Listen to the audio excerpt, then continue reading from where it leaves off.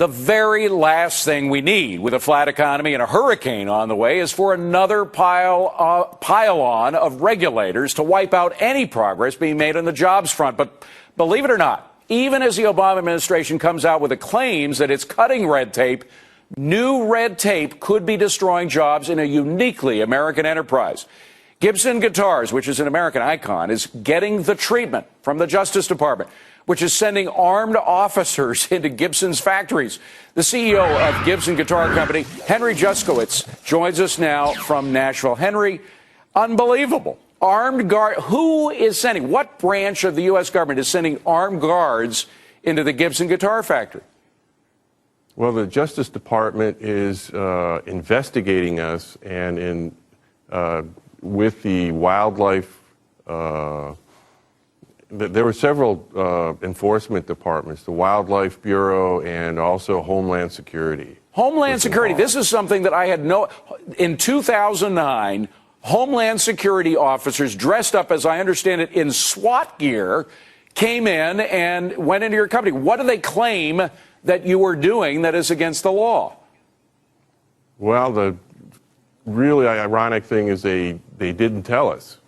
They came in, they evacuated several hundred people, put them out in a parking lot, shut down our production facilities, seized about $500,000 worth of wood, which prevented us in the future from producing guitars.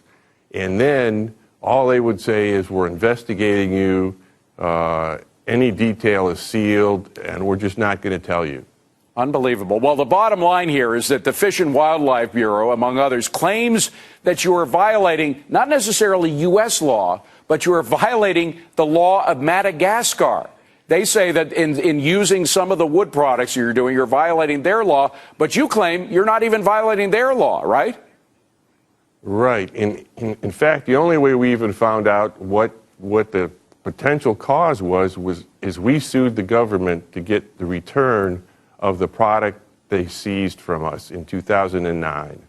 And therefore, we went to federal court, and they have to justify that seizure.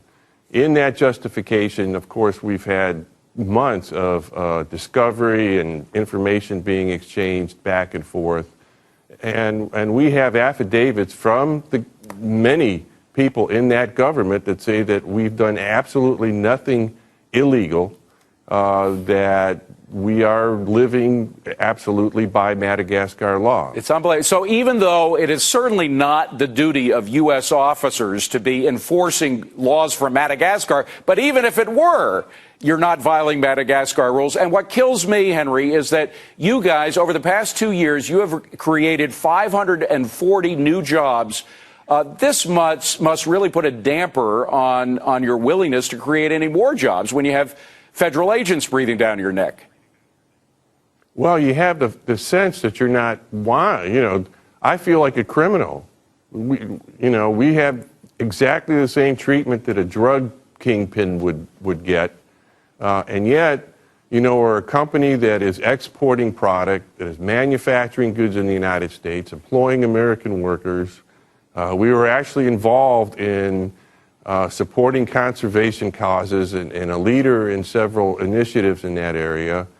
It does make you question life here in the United States. Is there any chance that things might get so tough for you because of this, I would call it persecution? If you're not violating our law, you're not violating Madagascar's law, and they still have federal agents come, might you think of just packing up and moving to a different country?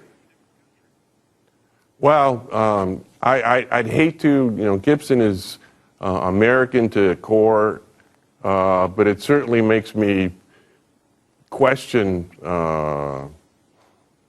things. Well, it must make you question whether or not the government's serious about cutting red tape, right?